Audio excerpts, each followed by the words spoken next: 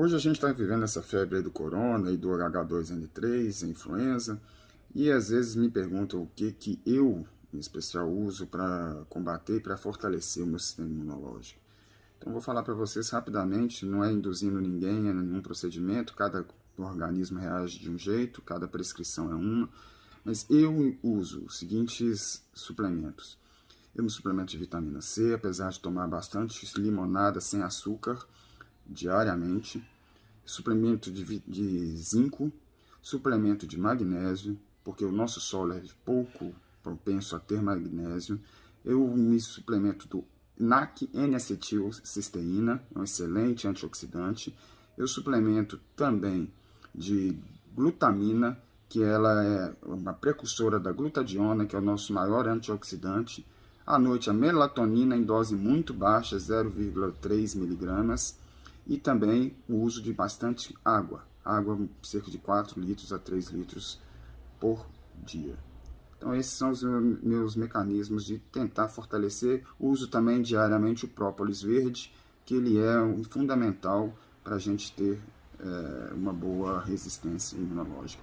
Porém, se a gente tiver uma alimentação inflamatória, isso nada adianta. Então, elimino também açúcares, carboidratos refinados e outras coisas industrializadas que podem prejudicar o nosso sistema imunológico, além de tentar ao máximo combater o estresse, que é um dos maiores imunossupressores que nós temos.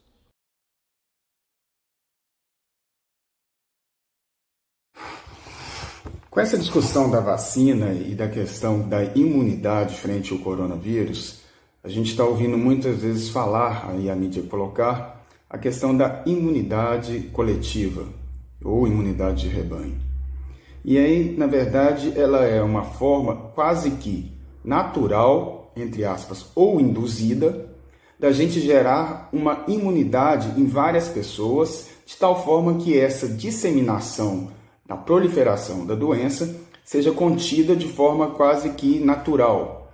Porque qualquer ser, para ele multiplicar, ele tem que ter um ambiente favorável, e esse ambiente favorável não ocorrendo, aí sim vai acontecer um recuo a quase anular a disseminação, no caso do coronavírus. Se a gente pegar a história nossa, a vacina ela é uma invenção, uma evolução e uma invenção recente da história humana, de forma que a gente está livre de muitas doenças letais em função da vacina. Só um dado interessante, depois da descoberta da forma de tratamento de água e a disseminação do sistema de distribuição de água tratada, o item da história humana que mais diminuiu a mortandade foram as vacinas, mais inclusive que o antibiótico. Bom, porém o que a vacina faz em si? Ela não significa que a vacina vai conseguir imunizar todo mundo. As pessoas são diferentes, têm sistemas imunológicos diferentes, então essa não é a função principal da vacina, a imunização individual. Mas a própria vacina ela tem uma função da imunização coletiva. Aquilo que o nosso sistema imune, os anticorpos gerados, podem estar gerando de uma forma natural, no caso de uma infecção, a vacina insere isso no organismo nosso, de forma que a gente possa gerar essa imunidade coletiva. Então, o princípio é o mesmo. Com vacina ou com os nossos anticorpos, o objetivo é gerar a imunidade coletiva. Eu vou passar 3 imagens em seguida e vocês vão entender o que eu estou, de uma forma mais gráfica ou de uma forma visual, vocês compreenderem o que é isso.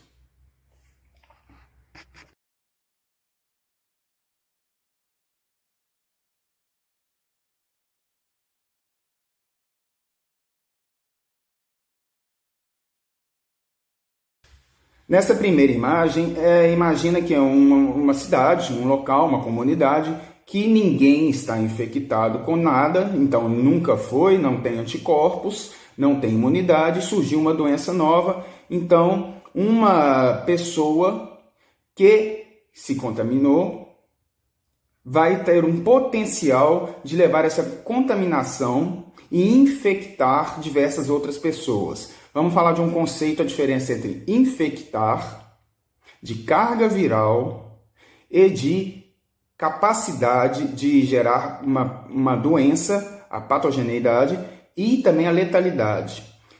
Não necessariamente estar infectado quer dizer que vai levar a uma doença. E não necessariamente que levou a doença seja uma doença letal. E não necessariamente um simples contato é capaz, mesmo as pessoas não imunes, um simples contato é capaz de gerar a infecção. Você precisa de uma carga viral que seja transmitida de uma pessoa para outra. Você precisa que seja um vírus com potencial infeccioso. Você precisa que esse potencial infeccioso seja capaz de gerar uma doença na pessoa, que aí sim vai gerar anticorpos. E, no caso mais grave, essa doença pode ter um índice de letalidade. E aí a importância, sobretudo, da imunidade de rebanho e imunidade coletiva. Agora, imagina que cada vírus também, cada patógeno, ele tem uma capacidade de disseminação. Vou dar um exemplo do sarampo. O sarampo, ele é um vírus que ele forma uma nuvem, uma névoa, ele é muito leve, realmente uma densidade muito baixa, com que faz ele paira no ar. Então, hoje o vírus de maior potencial de infecção é o sarampo. Uma pessoa tem um potencial de contaminar mais ou menos 14 pessoas. Isso varia conforme o vírus e também, não necessariamente, o mesmo vírus vai causar os mesmos efeitos em outras pessoas. O caso do corona, esse vírus estuda-se que ele tem um potencial de 1,5 a 2 pessoas, que é o potencial do vírus de contaminar.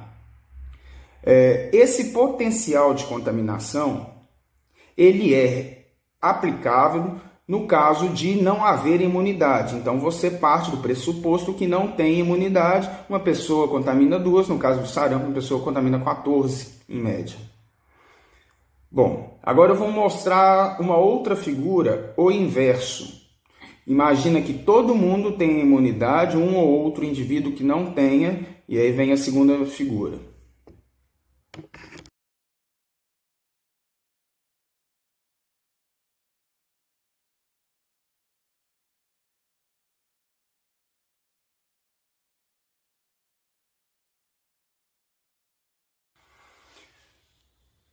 E aí a gente identifica o quê? Essa disseminação, havendo a imunidade, quer seja de uma forma natural, quer seja de uma forma induzida pela vacina, ele gera duas situações que são essenciais para se conter a proliferação de uma doença. A vacina é tão importante na história humana, que algumas doenças foram erradicadas. A varíola. Quantas vezes a gente não tinha caso de poliomielite? A tríplice viral, aí, que é coqueluche, meningite, sarampo. A gente tinha acabado com isso. Mas, e acho que, salvo engano, em 2008, surgiu um artigo numa revista de referência na medicina, falando que a possibilidade de vacina causar autismo em crianças. Gente, é de uma de um extremamente inescrupuloso e, inclusive, criminoso. Depois fez-se um estudo que identificou que essa informação foi falsa, foi induzida, e a revista se retratou, porque isso gerou um alarde no meio médico. Bom, e desde então, algumas pessoas, como a informação hoje, nos tempos atuais, dissemina muito fácil, essa informação fez com que algumas pessoas parassem de vacinar os seus filhos.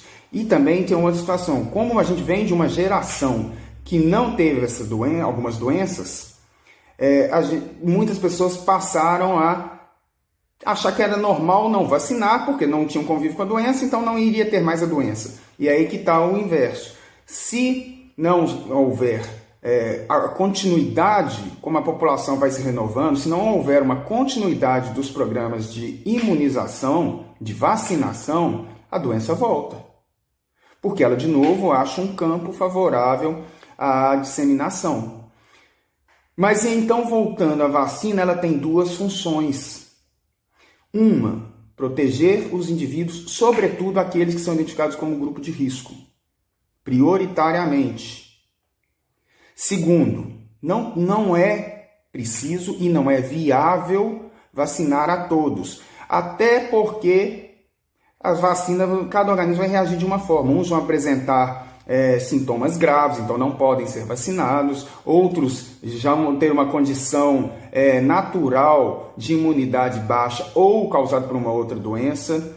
Então, às vezes, ele não pode ser vacinado, mas aí que está a segunda função da vacina, que é gerar a imunidade de rebanho. Ela faz com que um indivíduo passe a proteger o outro. É muito legal isso, você vê o senso de coletivismo que é naturalmente criado.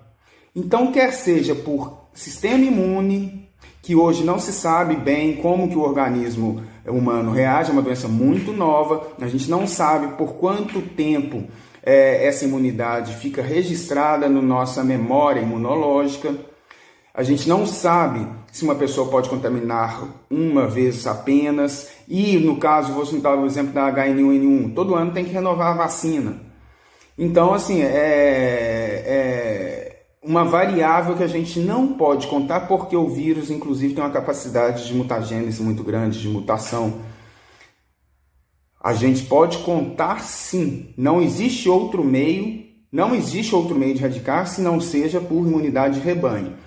Quer seja pelas imunoglobulinas, pelos anticorpos, dos linfócitos B ou T, quer seja um mecanismo qualquer que o ser humano tenha desenvolvido, quer seja pela introdução de uma vacina. A partir do momento que um indivíduo, como eu mostrei na figura, ao redor dele, as pessoas já estão imunizadas, a doença não prolifera.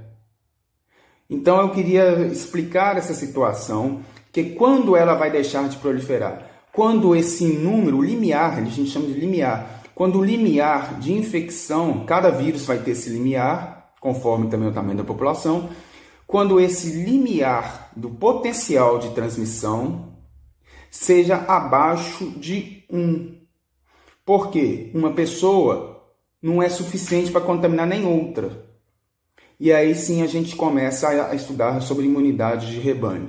Sem vacina, não tem jeito da gente contar apenas com anticorpos, e aí é uma ilusão nossa, achando que já, mesmo que os números de testagem estejam falsificados ou subnotificados, a imunidade de rebanho sem vacina também é extremamente difícil. O número de pessoas mortas para alcançar esse número é elevadíssimo.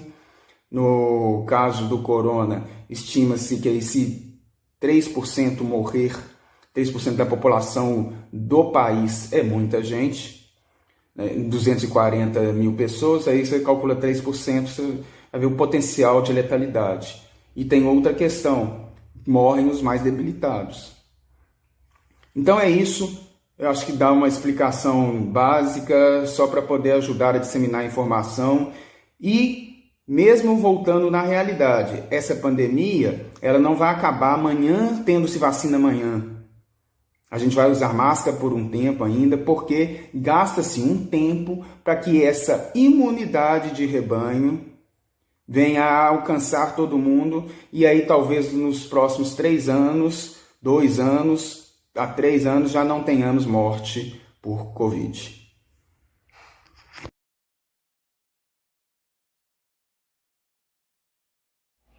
Bom dia, boa tarde, boa noite. Vamos bater um papo aqui rapidamente. Uma coisa que muitos perguntam aqui sobre a questão da vacina de uma forma geral e as vacinas específicas aí do coronavírus. se são seguras, se não são, se vai vir para a rede privada como nós, ou não, só na rede pública, bem como dessas vacinas diversas estão sendo testadas, né, mas praticamente nós temos 4 fabricantes aí já até sendo distribuídas, já em fase final de testes ou já sendo aplicadas em outros países. Enfim, vamos bater um papo explicando primeiro como é que é o princípio do funcionamento da vacina. Basicamente, a vacina ela tem uma função de nos munir de uma imunização de uma forma não própria, gerada pelo organismo por ter sido infectado, mas induzir de uma forma indireta essa contaminação, essa infecção, simulando de tal forma que o organismo passe a criar anticorpos e aí, dada a sua memória imunológica, ele fica imunizado. A gente tem no sistema imunológico basicamente 2 formas de combater um ataque de um vetor patogênico qualquer, de um parasita qualquer. Nós temos uma primeira célula de ataque, são as células T, os linfócitos T. Você tem os T-killers, que são aquelas primeiras células, à medida que entrou um invasor, ele vai lá e vai tentar fazer um processo de destruição dessa célula que está sendo contaminada por aquele parasita. Então, literalmente, você entra com esses linfócitos T, um primeiro ataque das células T-killers, são um primeiro combate, depois os linfócitos T, a gente tem o CD4 e o CD8. Um tem a função de quê? Ativar o sistema imunológico, indo cada vez mais e sendo cada vez mais específico para aquele tipo de parasita ou vírus. E depois a gente vem com um outro tipo de célula T que vai amenizar, vai interromper esse processo, porque senão nós começamos a ter um ataque excessivo ao próprio organismo. Então, ou seja, um sistema imunológico que fica extremamente agressivo ao próprio organismo, então você tem um outro mecanismo natural de regular. Enquanto isso, os linfócitos B, tem um outro tipo de linfócito, vão criando as imunoglobulinas, que são proteínas que visam combater o vírus em si específico. Ele vai garantir com que, ele vai tentar pegar essa imunoglobulina, vai tentar se acoplar ao vírus e eliminar o vírus sem ter que eliminar a própria célula. Então, uma vez que está invadido, os linfócitos T vão lá e vão tentar eliminar a célula contaminada. Então, você tem uma defesa celular. E você tem uma outra defesa que é específica para o vírus, que o organismo gasta um tempo para produzir. Então, se eu fui contaminado hoje, um exemplo, até gerar esses anticorpos específicos, as imunoglobulinas, no caso do coronavírus, está demorando de 7 dias a 11 dias, e depois a memória imunológica cerca de 20 dias depois, mas que não se sabe, essa doença está acontecendo com algumas pessoas, não chegam a criar as imunoglobulinas do tipo IgG, algumas pessoas só criam ela e não criam a IgM, então tem muita coisa a ser descoberta. Mas enfim, nas vacinas. Então a gente tem aí basicamente 4 vacinas contra o coronavírus que estão sendo já objeto de aplicação. A gente tem aí a primeira, a Coronavac, que o que ela fez? Ela pegou o coronavírus, ela inutilizou, vamos chamar assim, o coronavírus, ela meio que deu ali eliminou, como se fosse matar o vírus, só que o vírus não é um ser vivo, tá? Mas vamos considerar assim, o vírus, ela matou o vírus, deixou o vírus inócuo, e aí vai aplicar isso no organismo humano, de tal forma que o organismo humano vai entender que há um ser externo, estranho ao seu organismo, e vai começar a produzir anticorpos. E aí essa produção de anticorpos vai nos garantir temporariamente, não se sabe ainda por quanto tempo vai ficar no organismo essa imunidade, a gente vai estar imune contra uma infecção, salvo se houver uma variação genética desse vírus. E aí que esse sistema imune nosso não reconheça um novo vírus, já de uma mutação, e aí pode gerar futuras novas infecções por um outro tipo de coronavírus. Então esse é o primeiro sistema que geralmente é o mais usado para vacinas até hoje. Tá?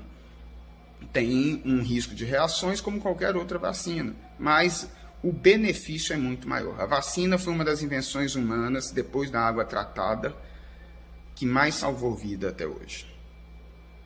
Bom, depois a gente tem um outro tipo de vacinas, que aí está sendo desenvolvida pela Janssen, que até foi interrompida pela BioNTech, que é a vacina, a primeira que eu mencionei é do Coronavac, né, a chinesa. A segunda, então, o que eles fizeram? Eles pegaram um filamento, um pequeno filamento do coronavírus e inseriram ele num outro tipo de vírus já conhecido, da classe dos adenovírus, e aí vai inocular esse vírus já mutante, vamos chamar assim, no organismo humano, de tal forma que o organismo também vai reconhecer ali aquela parte do coronavírus, e essa parte do coronavírus identificado, o organismo vai entender que é um ser estranho. Esse ser estranho, então, o organismo vai produzir anticorpos para poder combater esse adenovírus alterado com filamento de coronavírus. Bom, e aí a gente tem um quarto tipo de vacina, que é aí que já está sendo aplicado, por exemplo, na Inglaterra, que é a da Pfizer, que deu a polêmica, entre aspas, porque a refrigeração dela é a menos 70 graus Celsius, que é uma coisa mais complicada, mas nada também que hoje a tecnologia não se resolva. Vacina tem essa questão de não só de descobrir, de testar, depois de fabricar, depois de distribuir, de armazenar, aplicar novamente nas pessoas, e no caso delas, basicamente todas vão ter que ter uma segunda dose, e depois acompanhar as reações que porventura eu posso ter. Tem pessoas, inclusive, que vão ser alérgicas. E o princípio de funcionamento de uma vacina não é de vacinar 100% das pessoas, até porque tem grupos que não podem ser vacinados mesmo, os grupos talvez imunossuprimidos, enfim. Mas é o princípio da imunização de rebanho. Você vai acelerar esse processo de imunização de rebanho, de tal forma que você vai pegar uma boa parte da população que vai estar imunizada, e aí o vírus não vai estar circulando. À medida que o vírus não está circulando, ele vai perdendo força, porque o vírus é um parasita, ele necessita de estar contaminando pessoas para sobreviver. O vírus por si só não tem vida. Então, a partir do momento que ele não consegue proliferar, ele vai sendo eliminado do convívio nosso, ciente que não se extingue totalmente um vírus, não vai ser o primeiro nem o último este. Há quanto tempo que a gente convive aí com vários vírus, sarampo, diversos outros aí mais recentes também, como o ebola foi recente, o da dengue, o da febre amarela, enfim. E aí essa última vacina da Pfizer, ela já é mais evoluída, vai ser a primeira vacina que vai ser desenvolvida dessa forma, que pegou um RNA. O que é o RNA? É uma ramificação genética, uma codificação genética desse vírus. O vírus coronavírus, ele é um vírus de RNA, de uma cadeia de RNA. Então, pegou esse RNA, colocou ele dentro de vamos chamar assim, de uma cápsula de gordura, e aí vai inocular esse vírus no organismo humano, de tal forma que, de novo, ele vai gerar reações. Ele vai gerar reações específicas, formando imunoglobulinas, ativando o sistema imune, de tal forma que ele vai criar todo um processo por via essa indução que a vacina vai fazer, criando todo um processo de autodefesa, para que, quando um vírus realmente atacar, o sistema imune já o reconhece e já o elimina. Então, é mais ou menos dessa forma, ao reconhecer um vírus, por isso que muitas vezes a gente tem uma imunidade permanente para algumas vacinas, ou depois que a gente pega alguma doença, e algumas não, porque o vírus pode ter mutações, que é o caso, por exemplo, ou mesmo o próprio sistema do organismo, essa imunidade dele é temporária, como é o caso, por exemplo, do H1N1.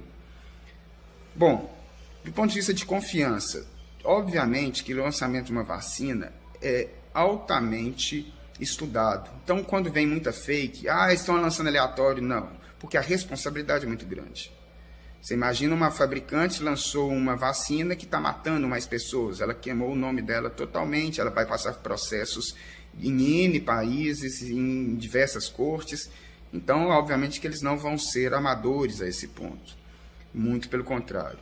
O que está acontecendo por ser tão acelerado? A quantidade de testes que está sendo realizado, como hoje a tecnologia é muito maior, o acesso é muito maior, é uma quantidade muito grande de pessoas. Nas vacinas anteriores, a mais rápida até hoje foi o da Ebola, que fez em 5 anos, antes disso foi o sarampo, em 10 anos.